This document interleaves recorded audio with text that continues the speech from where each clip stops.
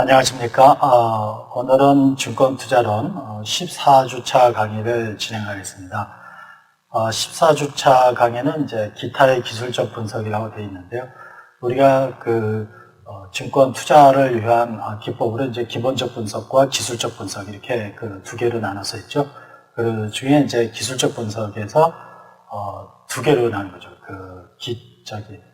이동평균 분석 그리고 이동평균 분석이 아닌 것들, 기타의 분석. 지금 이번 주차에 다룰 내용이 바로 이동평균 분석이 아닌 기술적 분석 기법들을 모아서 공부를 하도록 하겠습니다. 지난 시간에 다뤘던 내용을 좀 리뷰를 하면은 이동평균 분석에 대한 정리가 되겠는데요. 이동평균 분석은 주가의 단기적인 그런 변동은 의미가 없다고 보고 이를 무시하고 안정적인 어떤 추세나 추이를 보고 투자 결정에 이용하는 그런 기법이 되겠습니다. 이동평균선을 그려서 이제 분석을 하는데 이동평균선을 그리려면은 먼저 이제 이동평균값부터 구해야죠. 그래서 이동평균값을 며칠짜리를 구하느냐에 따라서 단기, 중기, 장기로 구분이 되는데요. 단기는 5일 또는 20일간 이동평균값이고요. 중기는 60일간, 그 다음에 장기는 120일간 이렇게 되겠습니다. 그래서 보통 5일이면은 일주일로 보고 20일이면 한 달, 그리고 60일이면은 석 달, 세 달, 그리고 120일이면 이제 6개월 이런 정도로 이해하시면 되겠습니다. 이동평균선을 이용한 매매 시점의 결정 방법이 골든크로스를 찾아서 매수를 하고 또 데드크로스를 찾아서 매도를 하는 그런 것이 이제 가장 대표적인 것이죠. 골든크로스는 단기 이동평균선이 중장기 이동평균선을 밑에서 뚫고 올라가는 거고 데드크로스는 단기 이동평균선이 중장기 이동평균선을 위에서 아래로 뚫고 내려오는 그런 포인트가 되겠습니다. 그랜벨은 이제 이동평균 분석을 제시했지만 그거를 이제 좀 더 단계적인 투자에 즉각적인 정보를 얻어서 투자하는 차원에서 현재 주가와 이동평균값을 가지고 어떤 투자 전략을 세웠는데 그것을 그림으로 제시했어요. 그래서 이 제시한 내용을 수치 분석으로 바꾼 것이 바로 이제 이격도 분석이 되겠습니다. 또 우리가 기술적 분석에서 가장 중요하게 생각하는 지표는 이제 주가죠. 주가지만 거래량이 주가의 선행 지표이고 그래서 거래량을 역시 중요한 분석 대상으로 고려를 해야 되는데 이때의 주가와 거래량을 함께 고려해서 이제 투자 결정에 활용하는 것이 역식의 방향 목선이 되겠습니다. 지난 시간까지 했던 내용이 이거죠. 이번 시간에는 이동평균 분석 이외에 기술적 분석 기법을 살펴보는 겁니다. 그리고 대표적으로 단순하지만 추세 분석을 살펴보고 그다음에 필터 기법이라는 걸 살펴보고 점수도표, 삼선전환도, 또 OBB 분석까지 살펴봅니다. 그리고 이제 6장 시장 이상 현상은 기술적 분석은 아니지만 시장에서 반복적으로 나타나는 어떤 현상을 이용해서 투자 성과를 올릴 수 있는 그런 방법이기 때문에 이제 같이 설명을 하도록 하겠습니다. 그래서 학습 목적도 1. 추세 분석 2. 필터 기법 3. 점수도표. 점수도표는 이제 포인트 앤 피겨 메소드라고 하는데 그거를 하고 그 다음에 세 번째 삼선전환도 5번 OBB 분석 6번 시장 이상 현상 마켓 아노말리라고 합니다. 그거를 다루도록 하겠습니다. 자, 추세 분석을 제일 먼저 설명을 드리도록 하겠는데요. 추세 분석은 주가를 차트로 나타내서 우리가 이제 가격 변동을 보면은 오를 때 있고 내릴 때 있고 이러다 보니까 그게 이제 마치 파도 모양을 이룬다 이거예요. 그래서 오를 때도 파도 모양을 이루면서 오르고 내릴 때도 그냥 한 번에 확 떨어지는 것이 아니라 그 올랐다 내렸다 하면서 이제 파도 모습을 갖는다 이거죠. 그럴 때 이제 이것이 이 파도의 방향이 추세를 형성한다고 하는데 이때에 고점은 고점끼리 그리고 저점은 저점끼리 이렇게 연결을 시켜서 어떤 경제적 의미를 찾아냅니다. 그럴 때 그 연결시킨 선을 이제 추세선이라고 하죠. 그래서 추세선은 그 그림에 있는 것처럼 지지선과 저항선으로 구성이 됩니다. 그래서 주가가 파동을 이루면서 움직이는데 주가 파동의 고점을 연결시킨 이 그림에서 보면 이제 점선으로 나타나 있는데 이 점선을 저항선이라고 하고요.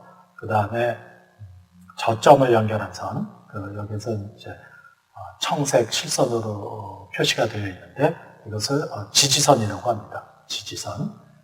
그래서 저항선이라는 것은 주가가 상승을 할 때 너무 많이 올랐다. 이 정도에서는 그동안 투자이익을 실현을 시켜야겠다 해가지고 내다 팔아요. 투자자들이. 그러니까 공급이 늘어나면서 이렇게 올라가던 추세의 가격 추이가 꺾이죠. 그러니까 저항선 요 부분에서 바로 이제 투자자들이 매매이익을 실현하기 위해서 매물을 내놓기 때문에 주가가 이제 다시 떨어지는 거죠. 그런데 떨어질 때는 어느 정도 이상으로 떨어지면은 이제 충분히 떨어졌다라고 생각해서 그동안 살려고 기다리던 매수 세력들이 매수 주문을 내기 시작을 해요. 그러면서 수요가 늘어나니까 이게 더 밑으로 떨어지질 않아요. 그래서 이걸 지지선이라고 하는 겁니다. 지지선. 그래서 다시 올라가는 거죠. 그래서 올라가게 되면은 또 올라가는 것을 막기 위한 저항이 생긴다고 해서 또 저항선이 위에 걸 저항선이라고 하는 거예요. 그러니까 파동의 고점을 연결시킨 거는 저항선, 파동의 저점을 연결시킨 거는 지지선 이렇게 되겠습니다.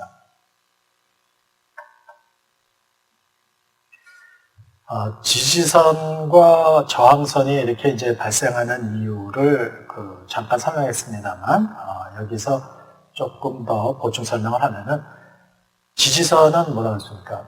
밑에서 받쳐주는 게 지지선이라고 했죠. 그러니까 주가가 많이 떨어지면은 매수 기회를 보던 투자자들이 주식을 매입하기 시작해서 다시 주가가 상승을 한다. 그래서 잠재적인 매수 세력이 대기하고 있기 때문이라는 거고, 그 다음에 저항선은 잠재적인 매도 세력이 대기하고 있는 거죠. 그러니까 상당히 많이 올랐기 때문에 이제 시세 차익을 얻기 위해서 팔기 시작을 하는 거죠.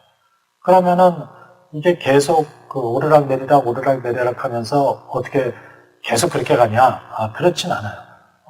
어떤 현상이 나타나느냐면은 주가 변동이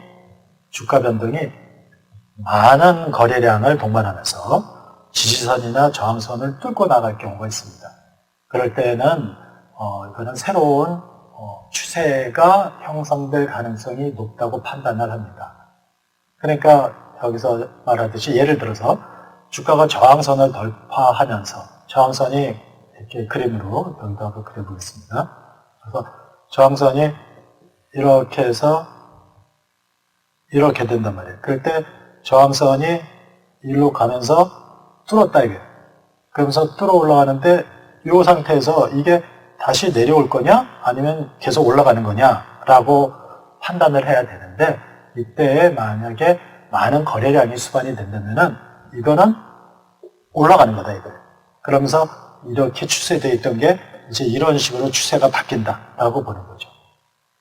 아시겠죠? 그러니까 그림을 다시 조금 작게 그리면은 이렇게 되어가다가 여기서 뚫고 올라갔다 이거예요. 그러면서 이만큼 올라가는데 이때 마침 거래량이 많이 평상시 거래량보다 훨씬 많은 거래량이 형성이 된다라고 하면은 이거는 이제 추세선이 이렇게 바뀐다는 거예요. 이렇게.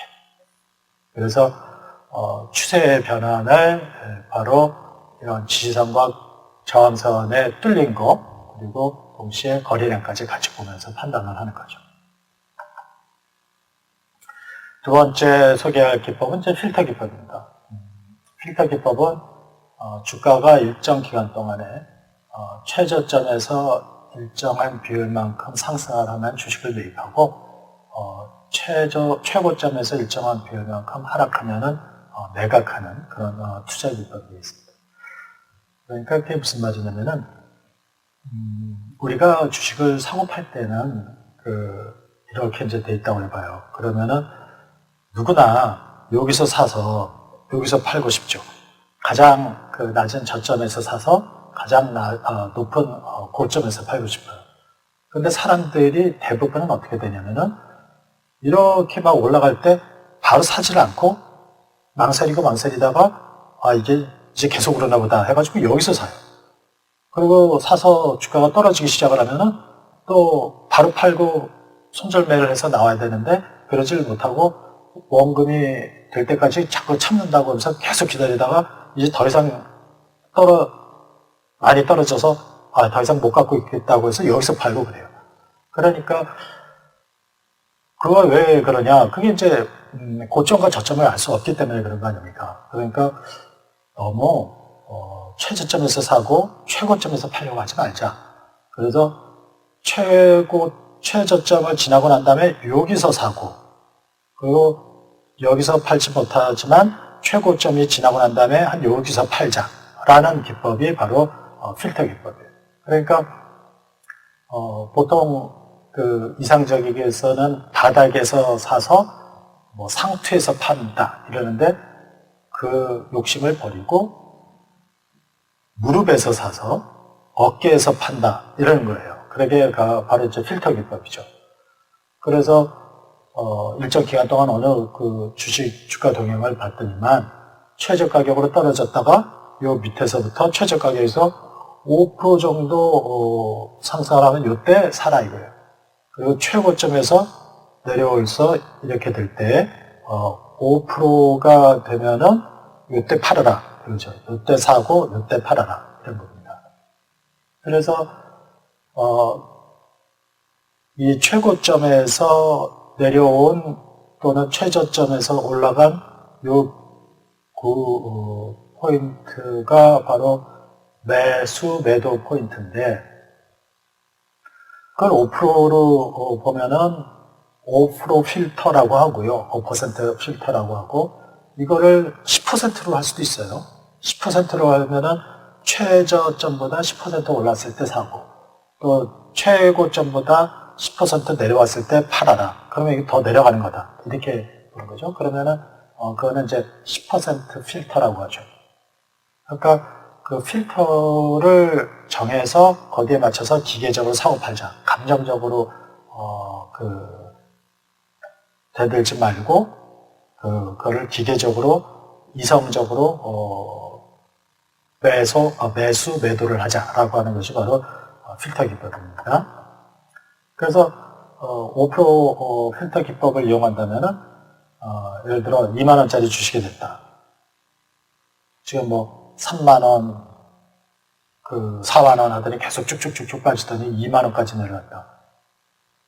그러면은 2만 원에서 산다? 2만 원에서 사는 게 아니에요. 2만 원에서 다시 이제 주가가 올라서 5% 올랐다. 2만 1,000원이 되면 이때 산다. 그리고 최고 가격이 3만 원이 됐으면은 3만 원에서 5% 내림. 그래서 28,500원이 됐을 때 주식을 매각하는 거죠. 그러니까 2만 원에 사서 3만 원에 팔아서 주당 만 원의 이익을 얻겠다. 그걸 포기하고 2만 1,000원에 사서 28,500원에 팔겠다. 그러니까 7,500원의 이익을 보는 걸로 하겠다라고 하는 것이 바로 필터 기법입니다. 훨씬 더 안정적인 기법이 되죠. 필터 기법도 조금 나름대로 적용상의 문제점은 있어요. 그래서 먼저 필터 크기를 어떻게 결정하느냐. 5%, 10%, 15% 이제 있는데 이거는 이제 투자자가 주관적으로 결정할 수밖에 없어요. 나는 5%에서 하겠다. 나는 10%에서 하겠다. 이렇게. 그러면은 만약에 필터를 크기를 작게 하면은 조금만 이익이 나도 팔고 조금만 손실이 나도 파는 거예요. 그러니까 위험은 크진 않죠. 그렇지만 거래를 많이 하게 되잖아요. 빈번하게. 그러니까 거래 비용 부담이 커지죠. 또 필터의 크기를 만약에 15% 이렇게 정한다면은 15% 움직였을 때 사고 파니까 거래는 횟수가 줄어들죠. 그러니까 거래 비용 부담은 적지만 위험이 커지는 그런 결과가 되겠습니다. 둘째는 최저 가격, 최고 가격을 판단하기가 쉽지 않다 이거예요. 어떤 때 물론 이제 그게 눈에 확실하게 보이는 때도 있지만 판단한 수준을 상회해서 매입했는데도 주가가 더 상승하지 않고 더 떨어질 수도 있다 이거예요. 그러니까 예를 들어서 이렇게 해서 이렇게 갔다 이거예요. 그래서 여기가 최저점이고 여기가 5%여서 여기서 샀는데 여기가 5% 넘자마자 또 떨어지기 시작한다 이거예요. 그러면은 여기서 떨어지기 시작하면 여기서 5% 된 데서 또 팔아야 되잖아요. 그러면은 이제 이익도 못 보고 손실이 나는 그런 경우가 되는데 어느 방법이든 절대적인 방법은 없기 때문에 이제 뒤에서 보면 알겠지만 여러 가지 기법을 같이 좀 함께 적용을 해가면서 사용을 하게 됩니다. 자, 이번에는 투자심리선이에요. 투자심리선이라는 건 뭐냐면은 주식 가격이 아무리 여러 가지 요인으로 변한다고 해도 그것이 최종적으로 움직이게끔 하는 것은 투자자의 심리다 이거예요. 그러니까 그래서 이제 주식 투자와 관련된 투자 현장을 우리가 심리전이라고도 하는데 투자자가 어떤 마음을 갖고 있느냐가 바로 주가에 반영이 된다는 거죠. 그래서 특정 주식에 대한 인기의 변화, 투자 심리의 변화를 파악하기 위해서 만들어낸 지표가 이제 투자 심리선입니다. 투자 심리선. 그래서 투자 심리선은 투자 심리도를 산출해서 이 값을 연결한 선이 돼요. 그러니까 최근 10일간의 주가가 전날보다 상승한 일수와 하락한 일수를 계산해서 10일 중에서 상승 일수가 차지하는 비율로 계산한 값이래요. 투자 심리도예요. 그러니까 10일이라고 그랬잖아요. 그러니까 최근 10일을 분모해 놓고 최근 10일 중 주가가 상승한 날짜가 며칠이냐 이거예요. 그래서 여기서 넣어가지고 곱하기 100 하는 거예요. 그러니까 10일 동안 계속 주가가 상승했으면 어떻게 돼요? 10분의 10, 그래서 100이 되잖아요. 그러면 엄청 과열이라는 거죠, 그거는. 그래서 구체적으로 투자 심리도는 10일 중에서 상승한 일수가 얼만큼 차지하느냐는 건데, 만약에 상승한 일수가 3일이면은 30%고, 상승한 날이 8일이면은 투자 심리도는 80%가 되는 거예요. 근데 이제 여기서 주의해야 될 것은, 심리도가 80%라고 해서, 그러면은 8일간 주가가 상승했다는 거죠. 그러면 이 일은 뭐냐? 이 일은 주가가 하락한 거냐? 꼭 그런 건 아니에요. 왜냐면은 하락하지 않고 보합도 있잖아요, 보합. 그러니까, 가격이 가질 수 있는 경우의 수는 3개잖아요. 상승도 있고, 하락도 있고, 보합도 있고. 그러니까 그 3가지 중에 생각을 해야 되는 거죠. 그러니까 그 중에 상승 일수가 차지하고 있는 비율, 그것만 투자 심리도로 파악을 합니다.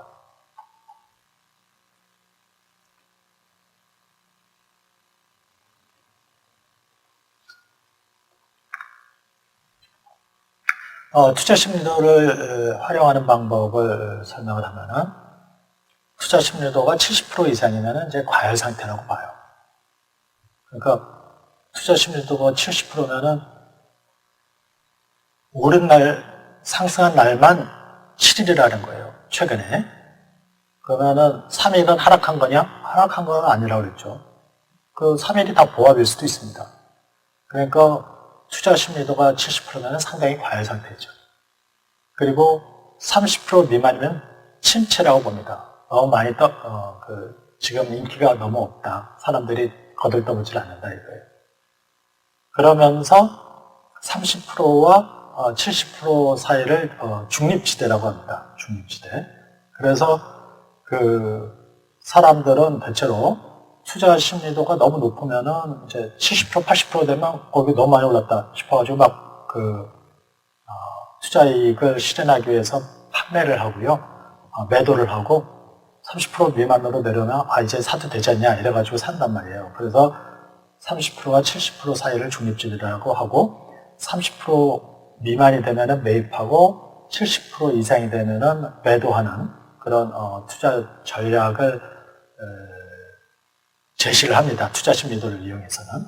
그래서 그 30%, 70%의 그 구간에서 사고 파는 그런 것을 투자 전략으로 보면 되겠습니다. 자, 이번에는 PNF 차트예요. PNF 차트. P는 포인트예요.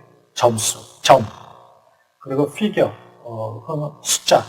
그래서 여기 보면은 점수 도표라고 그러는 거예요. 점수 도표. 포인트 앤 피겨 차트. 이거는 사소한 주가 변화와 시간 개념을 무시하고 중요한 주가 변화만을 기록함으로써 주가의 장기 추세를 파악해서 매매 시점을 포착하는 그런 기법이 되겠습니다. PNF 차트. 사소한 주가 변화와 시간 개념은 무시해요. 그리고 큰 주가 변화를 통해서 주가의 장기 추세를 파악하는 거예요. 그러니까 이 도표는 주가의 추세와 패턴의 두 가지 요소를 모두 나타낸다고 그래요. 그래서 장기 추세 파악은 물론이고 매수 시점과 매도 시점을 파악하는 데 유용하게 사용된다라고 하는데 구체적인 내용을 한번 보겠습니다. 어떻게 하냐면은 한 칸의 가격 폭을 미리 정해서 주가 변동이 이 범위를 벗어날 경우에만 표시를 해요. 그리고 이 범위를 벗어나지 않는 주가 변동은 아무 표시도 하지 않아요. 그러니까 이런 거는 표에 나타나지도 않습니다. 그래서 예를 들어 삼성전자가 뭐 5만 원이다 이거예요. 그러면 5만 원짜리 주식이 1,000원이 그 가격폭을 1,000원으로 한다. 그러면은 5만 원에서 그 5만 500원이 됐다. 이러면 아무 표시도 안 해요. 또 5만 500원에서 5만 800원이 됐다. 300원 올랐다. 그것도 아무 표시도 안 해요. 그런데 5만 800원에서 5만 2,000원이 됐다. 그러면 1,200원이 올랐죠? 그때 처음으로 이제 X 표시를 합니다.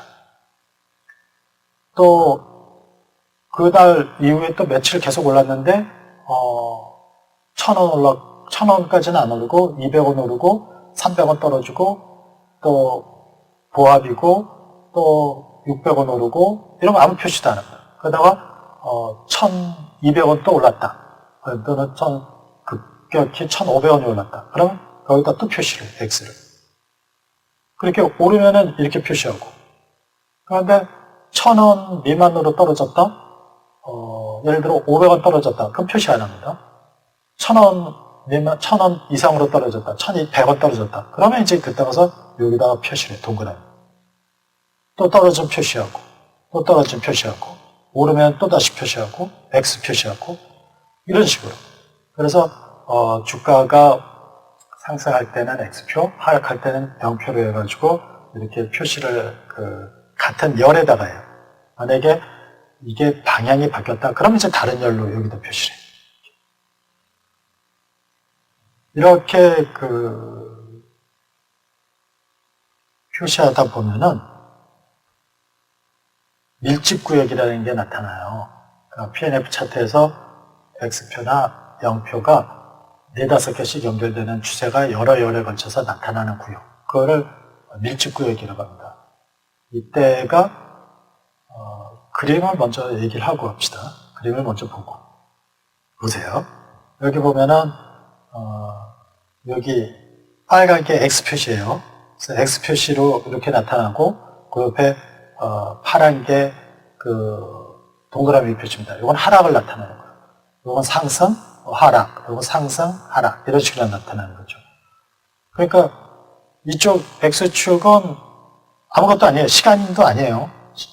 시간의 경과에도 여기에다가 표시가 안 나타나는 경우도 많아요. 그러니까 이거는 시간도 아니에요. 다만 요 Y축은 주가죠, 주가. 그래서 이런 것이 어떻게 나타나냐. 어떤 밀집 구역을 가지고 나타난다 이거예요. 그래서 요런 데처럼 이렇게 몰려 있잖아요.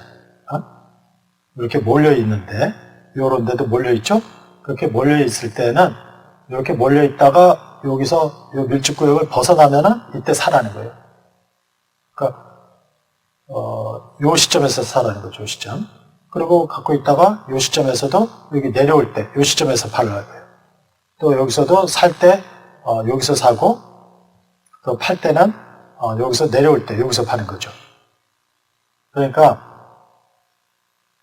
올랐다, 올랐다, 올랐다, 그거 내렸다, 내렸다, 올랐다, 올랐다, 내렸다, 내렸다, 내렸다, 올랐다, 올랐다. 이런 식으로 나타난단 말이에요. 그럴 때, 이런 게 이제 밀집구역으로 이렇게, 이게 밀집구역이에요. 이렇게 한 대 몰려있는 게. 이런 열로 이렇게 이제 몰려있잖아요. 그럴 때, 이게 나가면서 여기를 나가기 시작했다. 그러면 이 밀집구역을 벗어난 거죠. 그럼 이때 사라는 거예요. 그리고 또, 이게 만약에 이렇게 안 가고, 여기서 이렇게 내려오다가, 일로 내려왔다. 그럼 이때 팔으라는 거예요. 이런 밀집구역을 벗어날 때에 매도와 매입을 하라는 것이 바로 P&F 차트의 투자 전략이 되겠습니다.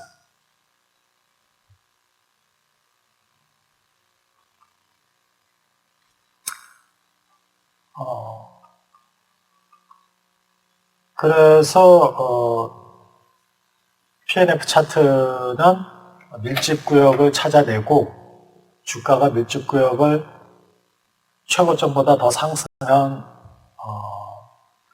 주가가 앞으로 크게 상승할 가능성이 높다고 판단해서 매입하고 반대로 밀집구역이 끝나고 주가가 밀집구역의 최저점보다 더 하락하면은 주가 하락을 예상해서 매도하는 그런 전략을 말합니다.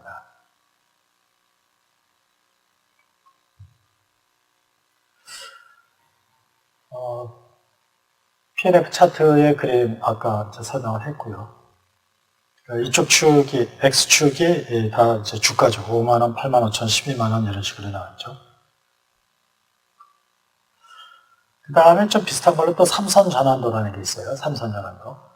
P&F 차트하고 비슷합니다, 이것도. 이것도 시간 개념은 반영을 하지 않습니다. 그러니까 주가가 크게 변동한 것만 나타내요, 표로. 그래서 소폭의 작은 폭으로 변동한 주가는 추세를 전환시키는 게 아니다. 그러니까 그거는 무시해라. 그리고 직전 3번의 주가 변동, 직전 3번의 주가 변동을 직전에 주가가 3일 올랐어요. 그런데 오늘 그 3일 오른 거 다 더한 것보다 더 큰 폭으로 하락을 했다. 그러면은 그게 추세 전환이다. 라고 보는 거예요. 그러니까 삼선 전환도라는 말의 뜻을 이제 이해할 수 있죠. 그러니까 삼선 전환도 3번의 앞에서의 가격 변동을 능가하는 가격 반대 방향으로 움직이는 그것을 선으로 나타내는 전환도를 이용하는 그런 기법입니다. 그래서 보면은 이렇게 돼 있어요. 그 작성 방법을 보세요. 그러면은 이 파란 것부터 볼까요? 그러면은 주가가 이렇게 하나, 둘, 셋, 넷 해서 떨어졌지 않습니까? 그랬을 때 요 마지막 3개를 능가할 만큼의 가격 변동이 상승이 생겼다 이거예요. 그러면 그때 그림을 처음 그리는 거예요. 만약에 그런 세 개의 가격 변동을 능가하는 건 아니고 한 두 개 정도는 능가한다. 그럼 아무 표시도 안 한단 말이에요. 그러니까 그림에 아예 나타내질 않아요. 그리고 세 개의 가격 변동을 합친 것보다 더 크게 상승을 했으면 이렇게 나타내고 올랐으면 또 나타내요. 오른 거를 여기다 나타내요. 그러다가 요쯤 가서 주가가 떨어졌어요. 떨어진 게 요 하나, 둘, 세 개 마지막에 오른 것보다 더 큰 폭으로 하락을 했다. 그때 그림으로 나타내는 거예요. 이런 식으로. 그러니까 주가 상승은 빨간색으로 나타내고 이제 하락은 파란색으로 나타나는데 이렇게 쭉 내려와서 여기 보니까 언제 사냐? 이 정도만 해도 많이 떨어졌잖냐? 그냥 안 사요. 이때도. 그리고 계속 떨어지는 걸 보고 요 끝에서 하나, 둘, 세 개의 주가 합보다 더 큰 폭으로 상승했다. 그러면 이때 사라는 거예요. 그러니까 처음으로 삼선 전환도가 나타났을 때. 삼선 전환도가 그러니까 여기서 보면은 상승하는 시장에서 주가가 하락했다고 해도 곧 음선으로 그리는 것이 아니고 그 이전에 양선 3개 이상에 해당하는 주가 하락이 있는 경우에 음선을 그린다. 이 경우 주가가 하락 추세로 전환되었다고 할 수 있는데 이러한 의미에서 삼선 전환도라고 하는 거예요. 하락하는 시장에서는 주가가 상승하는 경우에도 동일한 요령으로 도표를 그리게 된다. 이거죠. 그러니까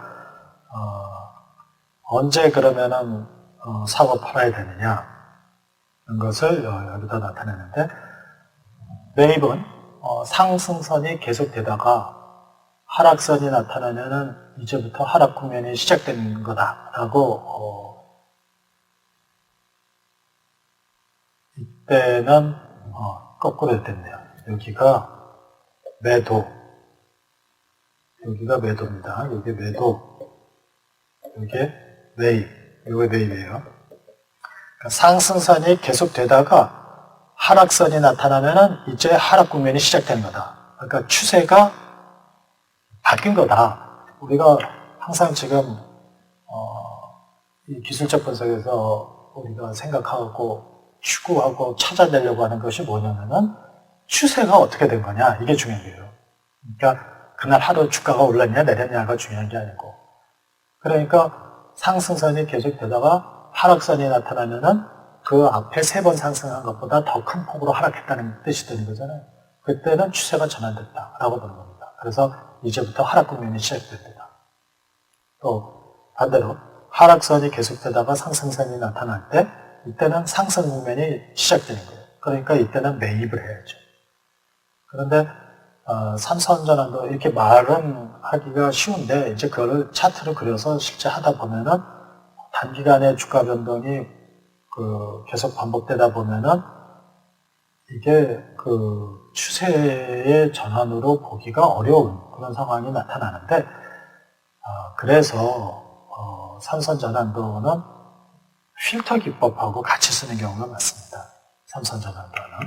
그래서 예를 들어 내가 뭐 5%, 7% 뭐 이런 10% 이렇게 룰을 정해놓고 하는 필터 기법하고 삼선 전환도를 같이 넣어가지고 그것이 이제 공통적으로 사야 될 시점이다라고 할 때 사고 공통적으로 양쪽에서 똑같이 팔아야 된다라고 하는 시점이 될 때 팔고 이런 좀 안전장치를 갖추고 투자를 하게 됩니다. 이번엔 OBV 분석이에요. OB 분석. 거래량이 주가에 선행한다고 그랬죠? 거래량은 주가의 선행지표예요. 그리고 주가는 거래량의 후행지표, 그림자라고 그랬죠. 거래량이 주가에 선행한다는 가정하에서 그랜빌이 개발한 기술적 분석이고요. 그러니까 그랜빌이 이동평균 분석뿐만 아니라 기술적 분석으로 여러 가지 기법을 개발했습니다. 이 사람이 개발한 것 중에 이제 이게 On Balance Volume이라는 거예요. OBV. 그래서 이것은 주가가 상승한 날에 거래된 양이 있잖아요.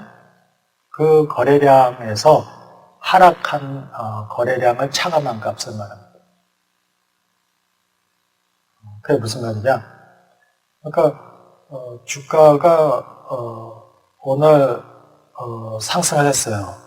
10,000원이에요. 근데 이게 어제보다 100원 오른 날이에요. 근데 거래량이 5천이에요. 그런데 그 다음날 보니까 주가가 또 올랐습니다. 1,300원이 됐어요. 그럼 300원이 오른 거죠? 300원 올랐습니다. 그런데 이날 거래량은 8천이에요. 그러면은 그 전날 5천에다가 지금 8천 한 13,000이 바로 OBB 값이 되는 거예요. 그거를 더해야 돼요. 두 개. 근데 여기서 만약에 주가가 떨어져서 1,100원이 됐다고 해봐요. 그러면은 200원이 하락한 거 아닙니까? 근데 거래량이 예를 들어 3,000개다. 그러면은 이거는 상승한 거니까 상승한 데서 이걸 빼요. 그러면은 여기가 많이 되죠. 그러니까 OBB 값이 이날부터 거래했다면 이게 5,000, 13,000, 10,000 이렇게 되는 거예요. 이게 OBB 값이 바로 이런 누적 값을 말합니다.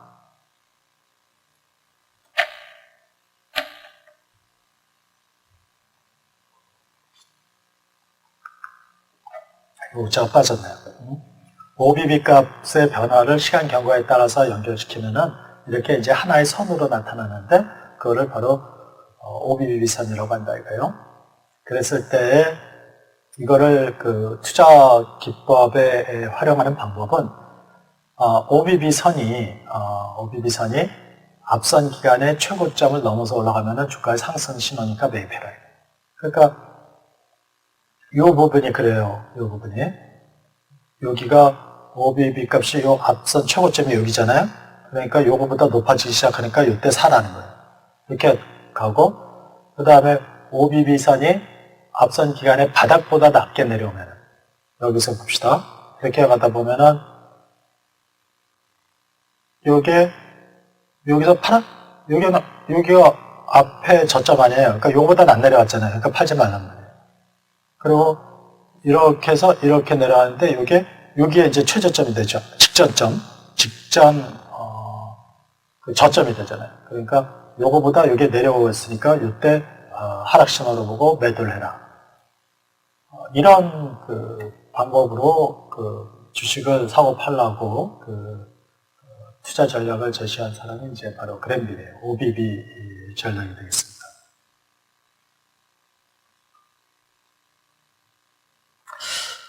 자, OBB 분석까지가 그 기술적 분석의 그 내용을 다룬 거예요. 물론, 여러분들도 뭐 주식 투자를 나중에 이렇게 해가지고, 이 방법으로 굉장히 성공을 했다. 그게 알려지면 이제 그런 내용이 교과서에 실리고 소개가 되고 그러죠. 그런데, 굉장히 많습니다. 굉장히 많은데, 우리가 공부한 거는 그 중에 이제 중요한 것들을 공부를 한 거예요. 그래서 기술적 분석에 대한 설명은 이것으로 마치고, 그 다음에 이제 끝으로 그 시장 이상 현상에 대해서 설명하려고 합니다. 시장 이상 현상은 먼저 시장 이상 현상을 이해하기 위해서 알아야 될 게 이제 랜덤워크 가설이에요. 랜덤워크 가설. 그래서 랜덤워크 하이퍼포시스라고 하는데, 이거는 랜덤, 임의로 이런 뜻 아니에요. 랜덤 왁, 그다음에 이제 발걸음. 그래서 미래의 주가는 과거의 주가와는 관계없이 무작위적으로 결정된다라는 가설이에요. 그러니까 다른 말로 표현하면은 과거의 주가를 가지고 미래의 주가를 예측하는 것은 의미가 없다라는 거예요. 왜? 지금의 주가는 과거 주가하고 연관없이 움직이기 때문에. 그러니까 지금 당장 오늘 삼성전자 주가가 어떻게 될까? 그거를 그동안 많이 올랐으니까 오늘은 떨어질 거다라든가 그동안 많이 올랐으니까 오늘도 오를 거다. 어떤 규칙이 없다 이거예요. 그래서 미래의 주가는 과거 주가와 상관없이 삼성전자의 오늘 어떤 그 뉴스가 있었느냐 그걸로 그때그때 결정이 되는 거지 과거 주가와는 아무 관계도 없다라고 하는 것이 바로 랜덤워크 가설이에요. 학문적으로는 이 랜덤워크 가설이 받아들여져요. 근데 현실적으로는 또 그렇진 않죠. 만약에 학문적으로 랜덤워크 가설이 받아들여진다면 기술적 분석은 아무 의미가 없어요. 왜냐하면 기술적 분석은 가격, 과거의 주가 추세를 보면서 사고 파는 거를 결정하는 건데 현재 주가가 과거의 주가하고는 아무 상관이 없다는데 그게 무슨 의미가 있겠습니까? 그래서 랜덤워크 가설은 이론적으로, 학문적으로는 받아들여지지만 실무적으로는 받아들여지질 않아요.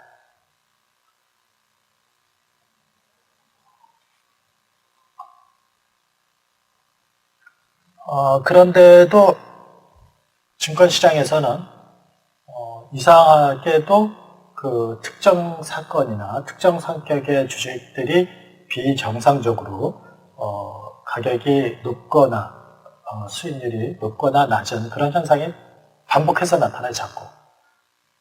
그것을 마켓 아노말리라고 해요. 시장 이상 현상. 시장이 이상하다라는 거예요.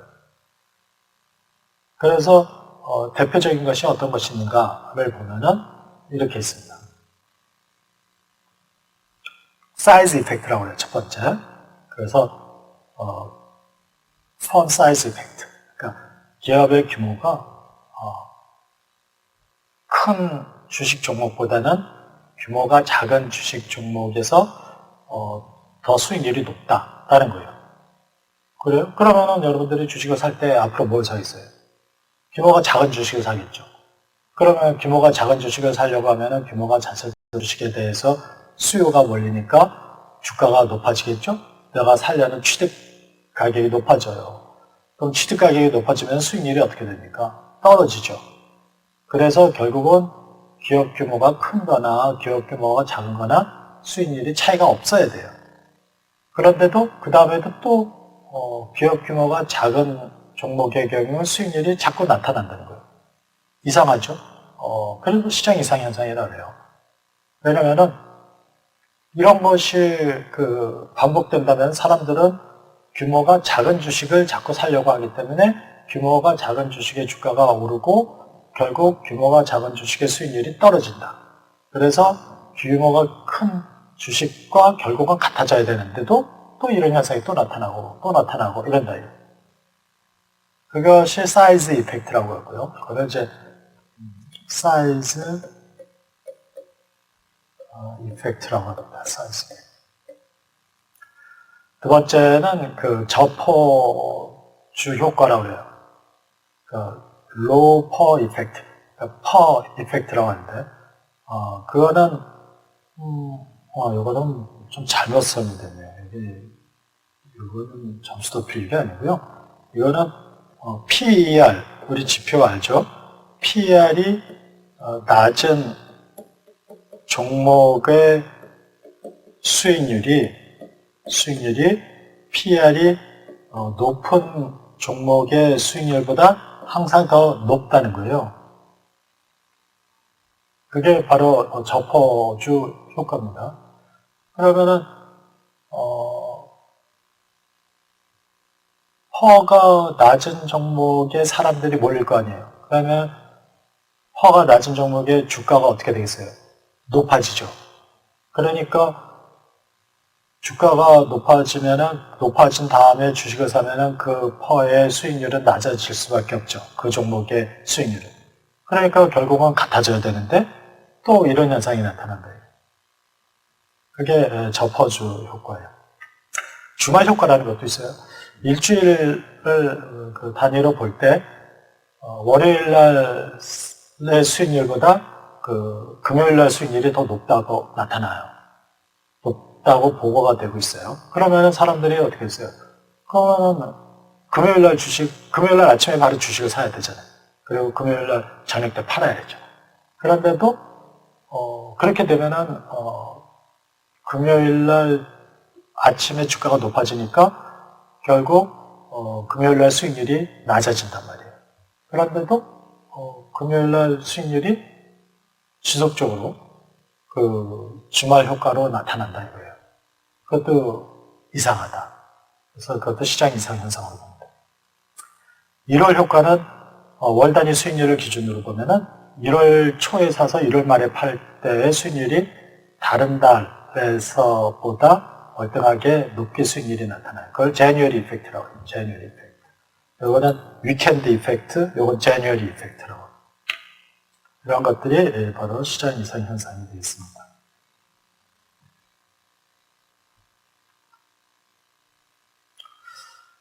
자,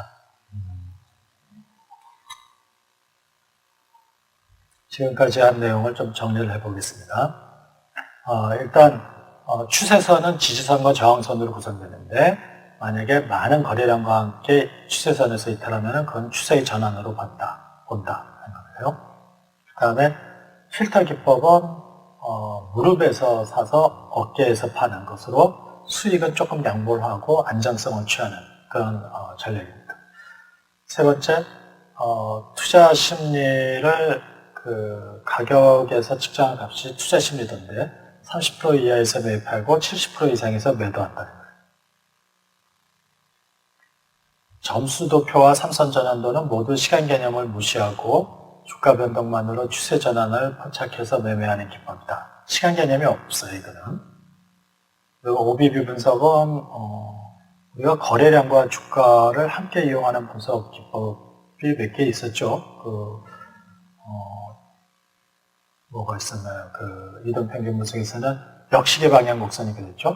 그와 마찬가지로 OBB 분석도 거래량과 주가의 관계를 함께 이용하는 투자 기법입니다. 시장 이상 현상은 특정한 종목에서 자꾸 초과 수익이 나타난다 이거야.